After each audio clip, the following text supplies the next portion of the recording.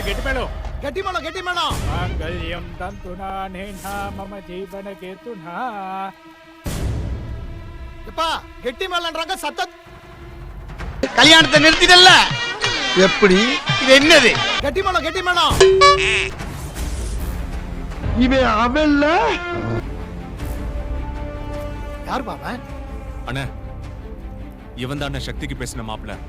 ஓ இதான் விஷயமா?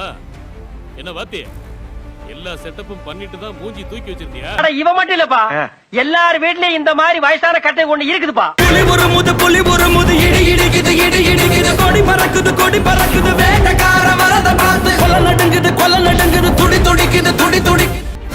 இந்த கல்யாணம் நடக்காது. கவலைப்படாதீங்க மாமா, மரியாதை ஓடி போடுங்க. ஏய், கல்யாணத்துல பிரச்சனை பண்ண வந்திருக்கியா? விடுங்க சார். என்னங்க சாரு மோருன்றீங்க?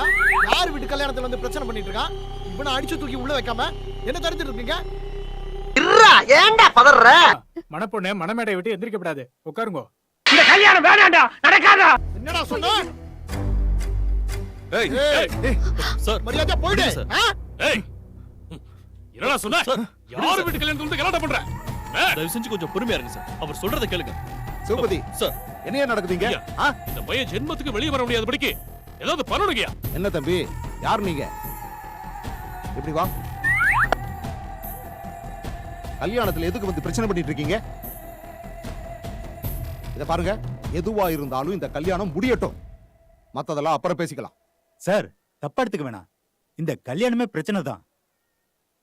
இந்த கல்யாணத்துல பொண்ணுக்கு விருப்பம் இல்ல, இது ஒரு கட்டாய கல்யாணம். இல்ல என்ன வக்கா?